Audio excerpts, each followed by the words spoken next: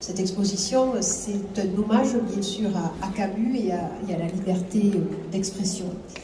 Parce que nous sommes très attachés en Occitanie à cette liberté d'expression. Certains s'en rappellent, lors de l'assassinat de Samuel Paty, j'avais souhaité projeter les caricatures de Charlie Hebdo sur les deux hôtels de région pour rappeler qu'en France, il n'y avait pas de délit de blasphème, qu'en France, on devait toujours avoir le courage de soutenir la liberté d'expression. Moi, je suis très impliquée pour la défense de la République, parce que la République en France, la laïcité, c'est la liberté de croire ou de ne pas croire. Après, les convictions religieuses relèvent de la sphère privée. Je respecte l'ensemble des religions, je n'ai aucune stigmatisation des religions, mais en premier, en France, on a la liberté de croire ou de ne pas croire. Quand on croit, c'est dans la sphère privée. Et comme j'aime souvent à le rappeler, la loi est toujours au-dessus de la foi. C'est cela la République. Et à travers l'impertinence des décisions de presse, puisque Jean-François le rappelait, Jean-François étant le commissaire d'exposition, donc Camus se définissait comme un dessinateur de presse. Un journaliste qui dessine, un dessinateur de presse. Eh bien, c'était bien sûr l'impertinence et l'homme libre. Véronique Camus aime toujours rappeler l'homme libre qu'il était, et surtout l'homme libre qui doit continuer à rester. Et à travers cette exposition, c'est en fait la démonstration, c'est la pleine expression de la liberté d'expression. Et je pense qu'on ne doit pas juste être dans des discours, on doit être sur des témoignages. Alors c'est une exposition qui est donc gratuite, c'est une exposition qui est en double site, et à Montpellier sur le parvis de l'hôtel de région. Alors c'est adapté à la configuration des lieux. Et ici, c'est une salle d'exposition parce que nous avons ici à Toulouse un accès qui est indépendant de tous les services, ce qui n'est pas le cas à Montpellier. Donc nous avons voulu qu'elle soit gratuite, accessible à tous. Donc ce sont 400 dessins cultes et de nombreux dessins inédits, avec aussi des photos, des dessins XXL qui là sont exposés en plein air sur le parvis de l'hôtel de région de Montpellier. C'est une exposition qui a été voulue par Véronique et Jean-François joyeuse, qu'elle soit participative, impertinente. Et donc c'est sa première présentation en province. Je tiens à remercier Véronique Camus de vraiment cet honneur qu'elle nous fait, puisque la première présentation a été à Paris en 2020, mais qui a été assez écourtée, assez bousculée par bien sûr les conditions de la pandémie. Et là, cela nous permet d'avoir pendant plusieurs semaines cette exposition.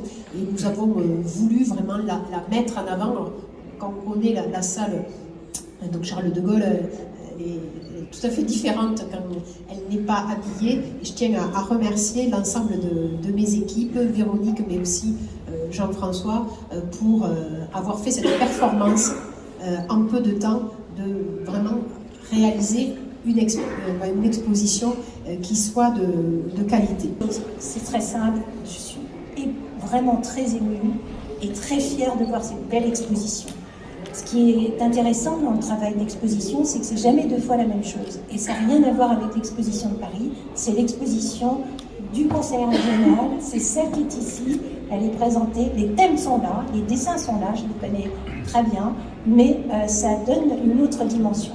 Et je suis très fière, vraiment les équipes.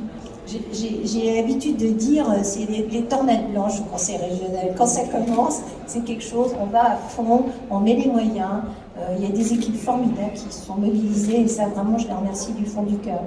Et puis, c'est une exposition joyeuse, on ne peut pas, je veux dire, on ne veut pas être triste, hein, on veut certes garder les valeurs de Camus, ses combats sur le pacifisme, sur la surconsommation, sur plein de choses, etc. Ces combats, ils sont toujours là. Et puis aussi, on est là aussi pour, je vous ai entendu certains d'entre vous rire, et ça me fait vraiment très plaisir. Ça veut dire qu'on a gagné notre pari, le rire de Cabu.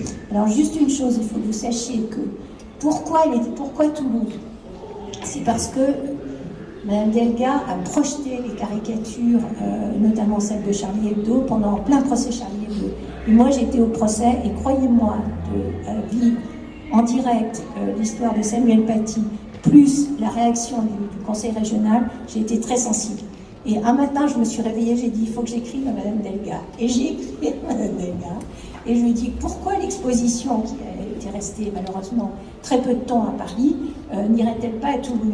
Et elle est là, et je suis très fière. Ce que je dois expliquer, c'est que, en tant que commissaire, je me suis efforcé de contextualiser au maximum les dessins, pour que, après le premier éclat de rire, on comprenne encore mieux en se disant que ce dessin incroyable qui dénonce la surconsommation, le fait par exemple qu'on commande sur Internet alors qu'il y a la guerre autour de soi, quand on regarde sur le cartel et qu'on s'aperçoit qu'il date de 1973, on se rend compte que d'un seul coup, on a un dessin qui a plus de 50 ans, et près de 50 ans, et qui finalement résonne complètement avec la période de confinement qu'on vient de vivre.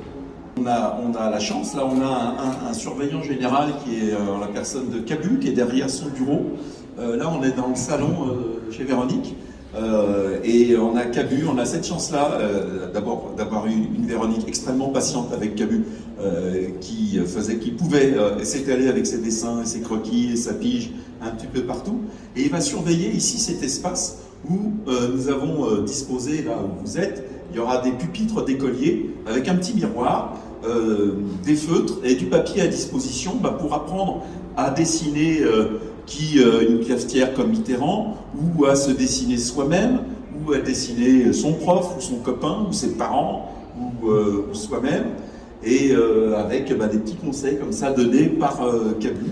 Et dans cette salle de cette exposition qui s'appelle Le Rire de Cabu, on entend de temps à autre, on entendra le rire de Cabu résonner, un peu comme s'il se moquait de nous, en train de nous moquer de nous-mêmes.